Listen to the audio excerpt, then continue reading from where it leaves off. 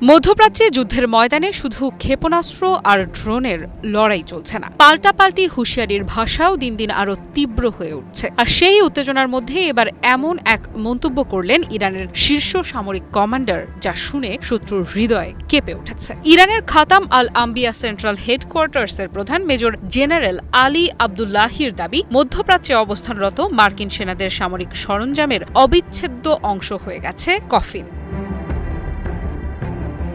Ali Abdullahi বলেন, আজ আমেরিকানরা এবং তাদের ভাড়াটে সহযোগীরা গভীরভাবে বুঝে গেছে যে এই অঞ্চলে তাদের সামরিক সরঞ্জামের অবিচ্ছেদ্য অংশই হল কফিন। তার এই মন্তব্য কেবল একটি হুঁশিয়ারি নয়, বরং যুক্তরাষ্ট্রের মধ্যপ্রাচ্যে সামরিক উপস্থিতির বিরুদ্ধে ইরানের অবস্থানকেও আরও স্পষ্ট করেছে।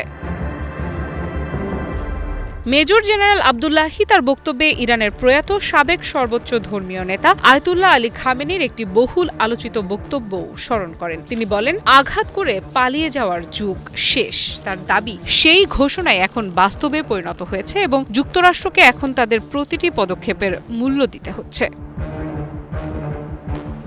খাতাম আল আম্বিয়া সেন্ট্রাল হেডকোয়ার্টার্স ইরানের সশস্ত্র বাহিনীর সর্বোচ্চ সমন্বয়কারী অপারেশনাল কমান্ডার। সেনাবাহিনী, ইসলামিক রেভলিউশনারি গার্ড কর্পস বা আইআরজিসি এবং অন্যান্য সামরিক ইউনিটের মধ্যে সমন্বয়ের দায়িত্ব পালন করে এই সদর দপ্তর। ফলে এর প্রধানের এমন বক্তব্যকে ইরানের সামরিক অবস্থানের গুরুত্বপূর্ণ ইঙ্গিত হিসেবেই দেখছেন পর্যবেক্ষকেরা।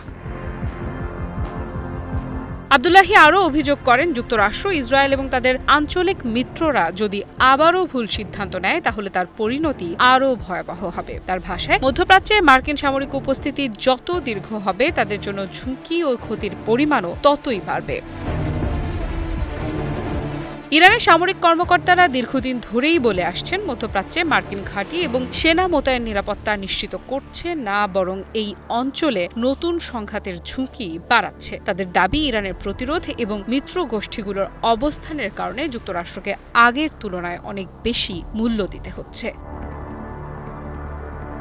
অন্যদিকে যুক্তরাষ্ট্র বরাবরই বলে আসছে যে মধ্যপ্রাচ্যে তাদের সামরিক উপস্থিতির উদ্দেশ্য হল আঞ্চলিক নিরাপত্তা রক্ষা, আন্তর্জাতিক নৌপথের নিরাপত্তা নিশ্চিত করা এবং মিত্র দেশগুলোর প্রতিরক্ষা সহযোগিতা জোরদার করা। এমন পরিস্থিতিতে দুই পক্ষের বক্তব্য থেকে স্পষ্ট, শুধু সামরিক সংঘাত নয়, মনস্তাত্ত্বিক ও কূটনৈতিক লড়াইটাও ক্রমেই তীব্র থেকে তীব্রতর হচ্ছে।